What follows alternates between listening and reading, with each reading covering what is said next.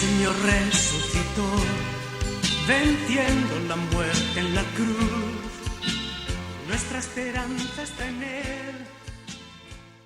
Hola hermanos, el día de hoy, 6 de abril del 2021, es martes de la octava de Pascua. Martes de la octava de Pascua. Recuerden, celebramos toda esta semana como que si fuese un solo día. Realmente así de grande debe ser la celebración de estos días, ¿no? Así de grande debe ser nuestra alegría. Cristo ha resucitado, ha vencido a la muerte y esa es la causa, la razón, el sentido de todo, absolutamente todo. Así que todo lo demás sale sobrando. Lo que importa es que Él ha vencido a la muerte y confiando en que si perseveramos en su seguimiento como discípulos suyos, también resucitaremos con Él. También nosotros pasaremos de la muerte a la vida, de la esclavitud a la libertad. Bueno, en estos días, alguno me decía, padre, ¿no hay santo estos días? Sí hay, oigan, y muy buenos, por cierto. Pero lamentablemente voy a dedicar la octava de la Pascua. Ya la siguiente lunes de la segunda semana de Pascua vamos a volver a hablar de algún santo. ¿Por qué? De hecho, me lo cuestionaban con justa razón, tienen toda la razón del mundo.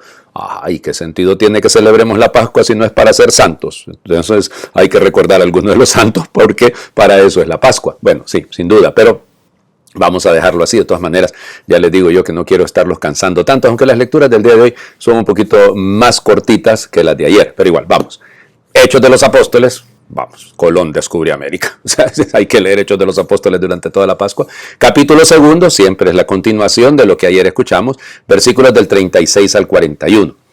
El día de Pentecostés dijo Pedro a los judíos: sepa todo Israel con absoluta certeza que Dios ha constituido Señor y Mesías al mismo Jesús, a quien ustedes han crucificado. Estas palabras le llegaron al corazón y preguntaron a Pedro y a los demás apóstoles: ¿qué tenemos que hacer, hermanos? Pedro les contestó: arrepiéntanse y bautícense en el nombre de Jesucristo para el perdón de sus pecados y recibirán el Espíritu Santo, porque las promesas de Dios valen para ustedes y para sus hijos, y también para todos los paganos que el Señor Dios nuestro quiera llamar, aunque estén lejos. Con estas y otras muchas razones los instaba y exhortaba diciéndoles: pónganse a salvo de este mundo corrompido. Los que aceptaron sus palabras se bautizaron y aquel día se les agregaron unas 3,000 personas. Palabra de Dios. Te alabamos, Señor. Vamos, 3,000 personas es un montón de gente, oigan. O sea, sí, vamos, para una ciudad como Jerusalén que llegaba a tener 14,000, de 14,000 a 17,000 personas eran los que habitaban en Jerusalén. No era una ciudad tan grande tampoco, ¿no? Sí, para la Pascua aquello se quintuplicaba, pero realmente no era una ciudad tan grande, ¿ok? Ahora, evidente, esto es, llamémosle así, porque el libro de los Hechos de los Apóstoles es así, es una intención de proyección, o sea, hacia adelante, siempre está visto de una manera optimista y a veces hasta muy, pero muy optimista, ¿no? No ingenua, cuidado, no es ingenuo, es solamente que aquí hay varios elementos. El primer elemento es: siempre sigue siendo testigo Pedro y los demás discípulos de la resurrección de Cristo. Perfecto, y entonces, por eso el querigma.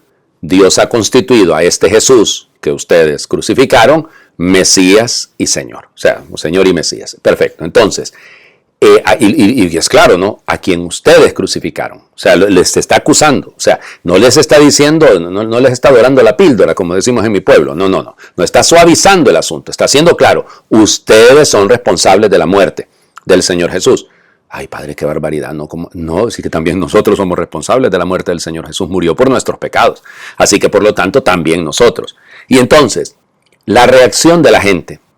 Y eso es lo que debemos procurar siempre, ¿no? Llegar al corazón. O sea, aquello les caló hondo en el corazón, dice el texto. Hay que hablar a los corazones, no a las billeteras. Es que hay algunos que ya les digo que su interés es meramente economicista, meramente mercantilista. Y entonces quieren decir las cosas lindas que la gente quiere escuchar para mantener la clientela, padre. Padre, no sea tan duro con eso que dice. Mire, que la gente se va a ir de la iglesia. Y evidentemente que eso no es lo que queremos. Pero tampoco pretenderíamos que el evangelio fuese un asunto para adormecer. No es opio, no es una droga el evangelio es lo que es. Y entonces, claro, insisto, con la caridad propia, ¿no? Pero él tiene que ser esto, tiene que calar. Si no cala, no es el evangelio.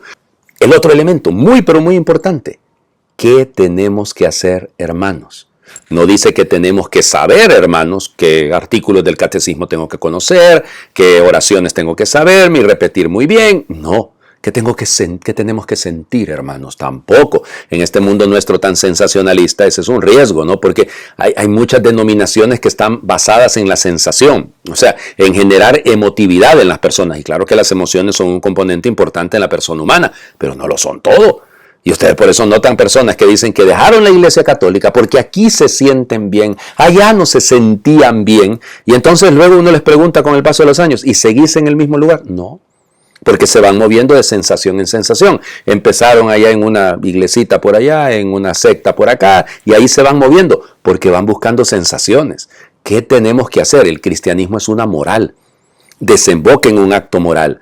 ¿Y cuál es el primer camino de la moral? Arrepiéntanse. O sea, el primer elemento propio. Padre, pero ese es de la Cuaresma, hombre, ya estuvo, ya no más hablar. No, Señor, más bien, tiempo de verdadera conversión, la Pascua. ¿Cómo? Claro que sí, porque el resultado del amor me debería de llevar a la conversión. Arrepiéntanse y háganse bautizar o bautícense en el nombre de Jesucristo. Ya, claro. Y esto tiene desde el inicio, ¿no? Imagínense, estamos apenas en el segundo capítulo del libro de los Hechos de los Apóstoles. Ya apunta Lucas, que le viene bien a él y por su comunidad, universalismo. O sea, el mensaje no es para el pueblo judío exclusivamente. Es para el pueblo judío y también para todos los paganos.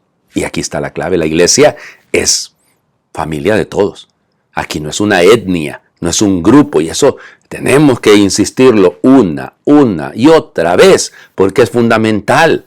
O sea, muchas veces ocurre que en nuestros grupos, en nuestros movimientos, con todo lo valioso que son, por favor, que si no fueran valiosos no producirían santidad, ¿no? Entonces, pero lo doloroso es que se encierran en sí mismos. Y entonces piensan que todos tienen que pensar como piensan ellos, que todos tienen que creer lo que creen. Bueno, creer en el sentido de la fe, sí, pero no, hombre. Miren, lo lindo de nuestra iglesia es ese universalismo, es ese sentido en el que la iglesia es una, no uniforme. No tenemos que tener la ideología del pensamiento único en la iglesia. No. Tenemos que ser la iglesia unida en Cristo, que se sostiene por la fuerza del Espíritu Santo, pero que valora todos los carismas, que valora todas las fuerzas que pueden contribuir, nacidas del Espíritu Santo, al crecimiento de la misma iglesia. Por eso son carismas, si contribuyen al crecimiento de la iglesia. Bueno, ya me tardé muchísimo, disculpen. El Evangelio. Hoy leemos Juan. Fíjense ustedes la continuación de lo que debíamos haber escuchado precisamente anteayer. Ayer hemos leído a Mateo, ¿no? Y entonces, bueno, ahora nos saltamos a el domingo, pero el domingo en la mañana. Después de que Pedro y Juan fueron al sepulcro, ¿qué ocurre entonces? Juan capítulo 20, versículos del 11 al 18. El día de la resurrección, María se había quedado llorando junto al sepulcro de Jesús. Sin dejar de llorar, se asomó al sepulcro y vio dos ángeles vestidos de blanco sentados en el lugar donde había estado el cuerpo de Jesús, uno en la cabecera y el otro junto a los pies. Los ángeles le preguntaron, ¿por qué estás llorando, mujer? Ella le contestó, porque se han llevado a mi Señor y no sé dónde lo habrán puesto. Dicho esto, miró hacia atrás y vio a Jesús de pie, que no sabía que era Jesús. Entonces él le dijo, mujer, ¿por qué estás llorando? ¿A quién buscas? Ella, creyendo que era el jardinero, le respondió, Señor, si tú te lo llevaste, dime dónde lo has puesto. Jesús le dijo, María.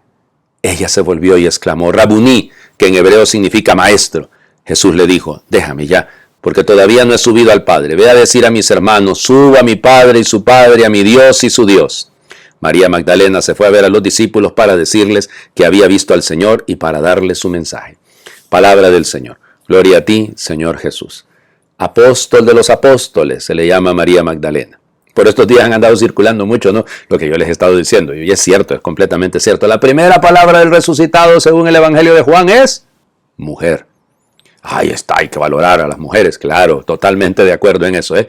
Solamente que aquí, recuerden que ese es el término para referirse a su mamá. Es el término para referirse a María. Isha, la mujer. Ella es la nueva Eva.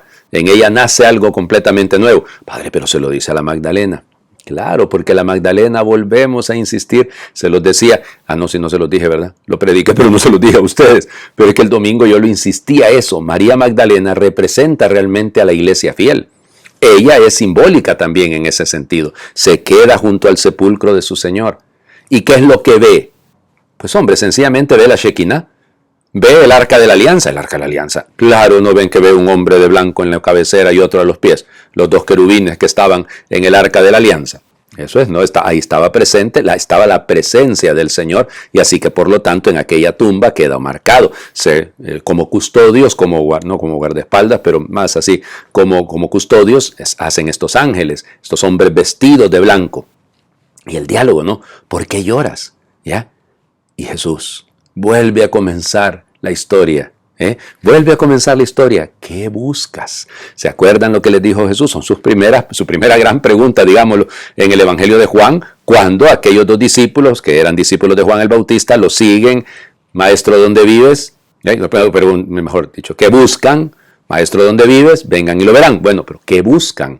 Entonces a la Magdalena, que simboliza la iglesia, que comienza una nueva manera de discipulado, una nueva manera de ser discípulo, ¿qué buscas? Y lo mismo nos lo dicen a nosotros, ¿no? ¿Qué estás buscando? Es que se han llevado a mi Señor y no sé dónde lo han puesto. No, si tú sabes dónde está puesto el Señor. Sabes que está en el rostro del que sufre, sabes que está en la Eucaristía, sabes que está en los sacramentos, sabes que está en la iglesia, sabes que está en tu corazón. O sea, sabes dónde está. No me vengas a decir que no, sí sabes dónde está el Señor. Pero la imagen tan linda, ¿no? María le abraza. Ayer es lo mismo, no hemos escuchado ese texto de que las mujeres se tiraron a los pies de Jesús. Y uno dice, ¿y esto por qué? ¿Por qué agarrarle los pies? Para retenerlo, hacerle una tacleada, digamos, como en fútbol americano. Bueno, probablemente tiene otro significado, ¿no? Ponerse a los pies es un gesto de adoración. Ya, es un gesto de adoración.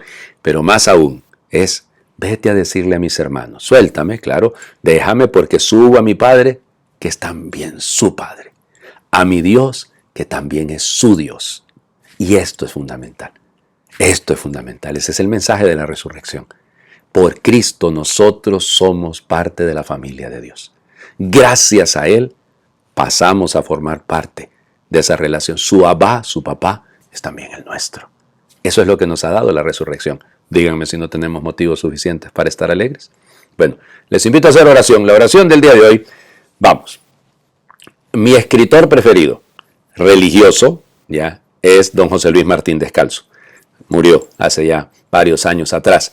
Yo siempre le he seguido, sus libros están aquí junto a mí, vuelvo de vez en cuando a sus razones, desde la otra orilla, razones para la esperanza, razones para la alegría, a su Jesús de Nazaret, en fin, vaya, es una cosa que me encantan sus libros. Y entonces, hoy me voy a degustar, orar con ustedes una de sus oraciones.